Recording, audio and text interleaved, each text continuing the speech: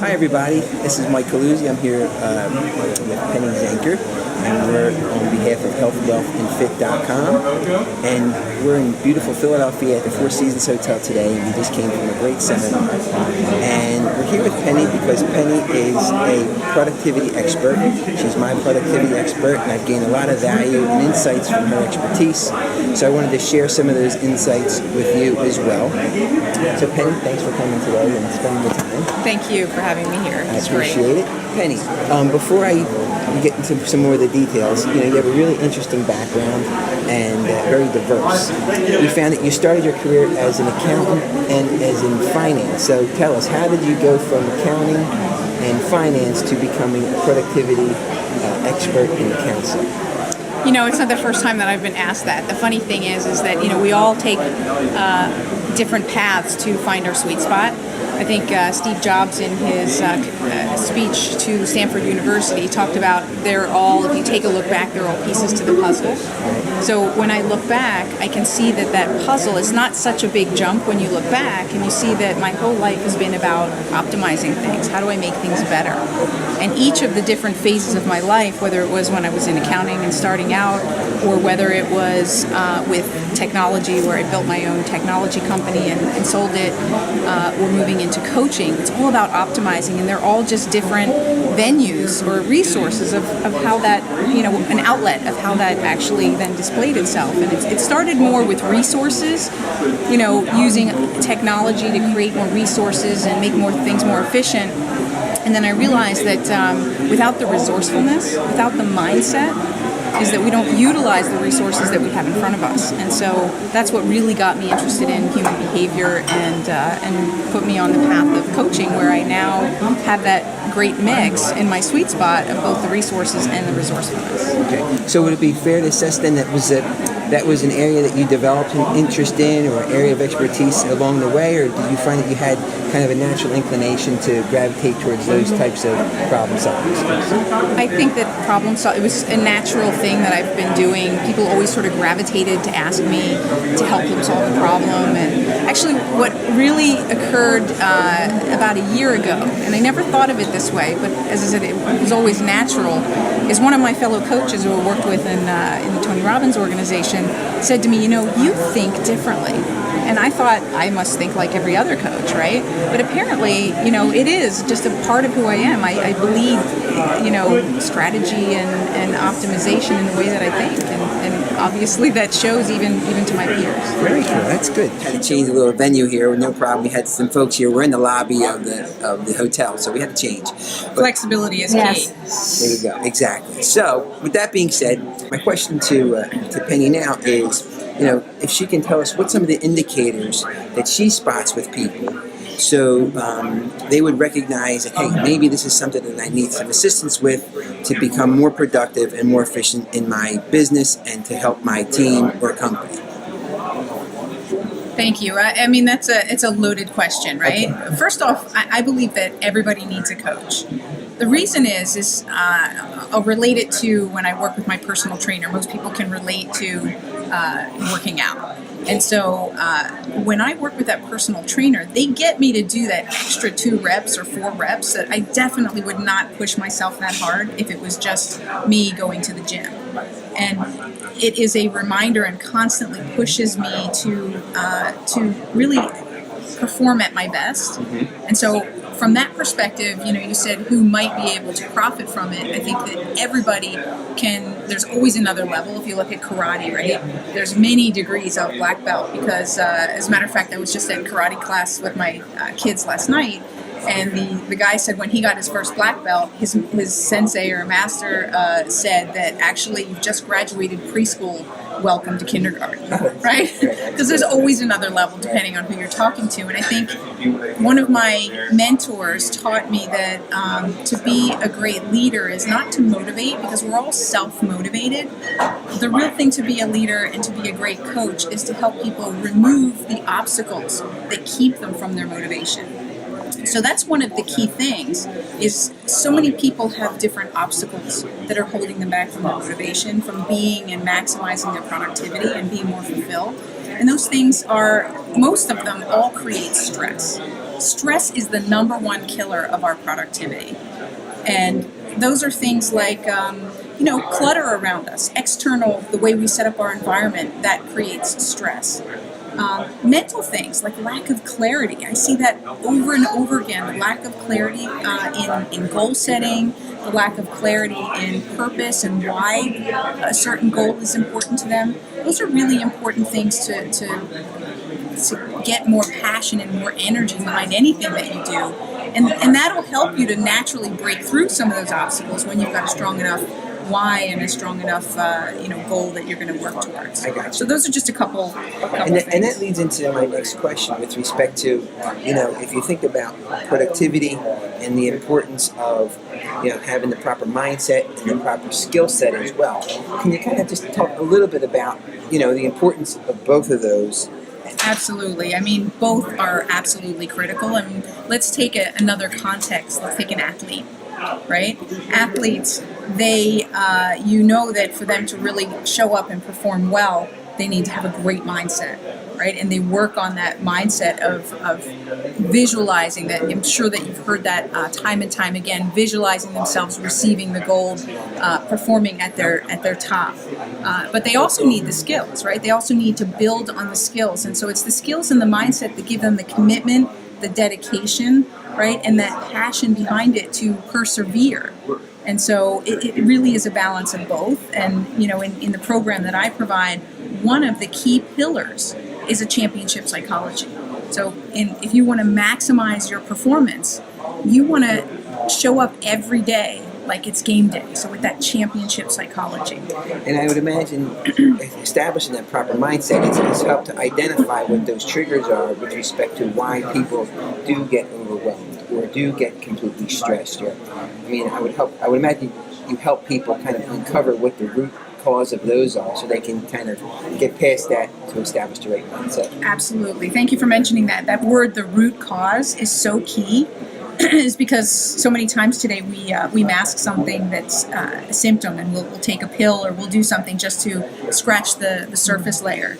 And yeah, that is absolutely what I do. Is I work with people to get really to that root cause, so that you can. We're humans, so we're all going to have days where we fall off the wagon, so to speak. But the thing is to be resilient and to bounce back quickly and know how to get back very quickly and really maintain a championship psychology. So it is absolutely something that I teach people. What are some of the techniques and the skills? Because there's skills there too, in order to maximize and recognize when something's off track and quickly bring it back on track. Okay, and that kind of leads to my next question with respect to, obviously, you've developed a program to help people. Could you kind of just give us an overview of what people could expect reasonably by your program's called Take Charge of Your Productivity? That's one of your signature programs. Can you give us a little bit of an overview of what people would expect, if they were to participate in your program? Absolutely. Well, Take Charge of Your Productivity. It's sort of we allow people to start small and then work their way in, because some people. First of all, you always need to start with the baseline of where are you now. So I created an assessment that kind of gives a language and a way to measure your productivity and your time and energy management. Because, if you don't have a baseline to measure it from, then how do you know you're making progress? How do you feel good about that progress you're making? So the first thing is the assessment, and that gives you an introduction to the whole framework, which then you have the opportunity to then take an online program which goes into the 3 pillars. I actually have a symbol that I use, which is a windmill, and the windmill has 3 blades. The first one is championship psychology. No surprise there, right? Since we were just talking about mindset. The second one is winning strategies, and the third one is sustainable results. And the important thing there, and why there's those 3 elements, they make up 10 items all in all. And they are the 10 strategic things that we need to focus on, the drivers, the essential drivers. And when I say strategic, again, it comes back to me. What I said is that I bleed this kind of strategic thinking and optimization is that oftentimes when we do measure something, we measure the wrong thing. So if we get on the scale, we're measuring our weight. And that's great, but that's a lag indicator. That tells us after the fact that we gained weight, and it's harder to lose that weight. If we measure what we eat, and we measure how much we sleep, and we measure those indicators that actually they're lead indicators, then we have a better idea of where we really are and how to adjust it quickly. And so that's what my 10 items represent, is the items that you need in order to adjust things quickly and really maximize your performance, whether it's an individual or a team. Well, that makes a great point, because I know in your assessment you make a distinction between the folks who are really successful, where they recognize the difference between tactics and strategy. Yes. And I wonder if you can just help us to understand how you differentiate those two terms, what that impact would have on people's productivity. Right. Well, it's a huge impact. I mean, you could look at it that tactics are what keep people busy. Is they go and they do this and they do that and they do the different things that they need to do. And strategy is when you take a step back and see how everything fits into the big picture. And every action that you take, you approach it strategically. What are my strategic objectives for being in a certain place? Let's say going to a networking event. By knowing ahead of time what your strategic objectives are, you can actually achieve more from being there and setting goals for yourself than just showing up and coming home with a few cards. And utilizing the proper tactics while you're there to achieve your strategy. Absolutely. Strategic objective. Absolutely. It's always a balance, right? You can't, people aren't going to be successful if they come up with this amazing strategy, but they never do anything. I understand. But that's a good point. I appreciate that. I've taken your assessment and I've recognized where me personally, where I find that I have, a level of weaknesses is the area of focus. And trying to stay focused. And we live in such a crazy world where we're constantly inundated with technology and cell phones and Facebook and instant gratification types of things that keep us off track. I know it's probably hard to give a real quick snapshot, but what kind of pointers would you give to people who struggle with something like that? Right. Well, I mean, it's a common issue today, right? There's more and more distractions that are around us every day. And the pressure of more things that we have to do adds to that distraction, because there's the external distraction and then there's the internal distraction, right? When we have clutter in the mind for lack of clarity or something like that. So I think the first thing to understand is that focus is a choice. And people don't realize that, and they don't take responsibility for it. So that's the first thing to appreciate. And I'll give a little tip. There's actually 3 types of focus. There's strategic focus. So as I said, really keeping an eye on the big picture. Then there's mental focus, is really being able to mentally use that championship psychology to stay on track mentally. And then there's staying positive and looking at things from a positive perspective. It's sort of a direction there. And then there's our attention of focus, which is in the moment. And so it's really finding a balance of those different types of focus. And interesting, when I say it's a choice, just to give one example, one of the things that I do with my clients is I give them a 2-minute pitch. So they've got to learn their 2-minute pitch for their business or for their life, even whatever their 2-minute vision is. And then in order to show them the value of focus and staying on that, I have them do that, not 2 minutes, the 30-second pitch. There's also the 2-minute version, but we do the 30-second one. And I give them 1 minute to do it with people screaming in their face.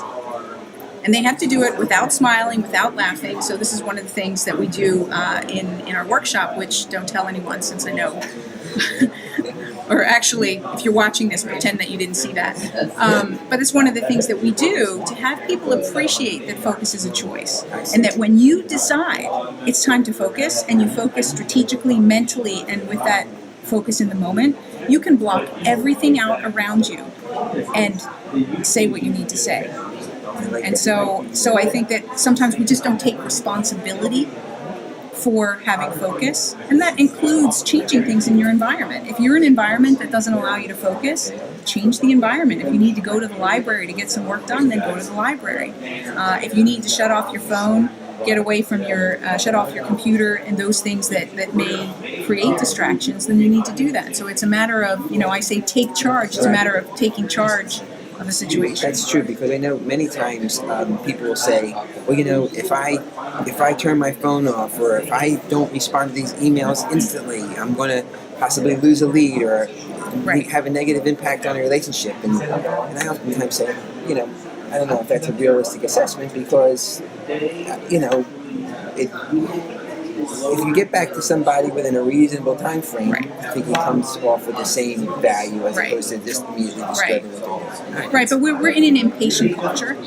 and that's increased over the years, and so it's like people are expecting immediate gratification, and so it's a matter of changing our beliefs back. And you can set up a message on your machine that says, I'm not available until 2:00 today. I'd be happy to get back to you later. It's also setting up that environment again, as I said, so that you can set the expectations of others. Maybe you say, I only have open door policy between 2 and 4:00. Right. So there's no got-a-minute meetings all day that completely continue to distract you. I gotcha. Thank you. Now, Sure. with respect to, also, I think you put a large emphasis on the importance of physiology in a person's well-being and their productivity. Could you just kind of just give your opinion about the impact and the importance of people maintaining healthy eating habits and a fitness regimen in their life that would assist them in their productivity, to just reinforce how important that really is? Absolutely. It is. It's paramount. I mean, we all know, if you've ever been sick, you all know that when your physiology is gone, right, and you're stuck in bed, how productive are you? Right? And how much are you thinking about how much you're not getting done? You're not. You're focused on getting well. Right. And so we need to have that proactive approach of being well first. And it's paramount.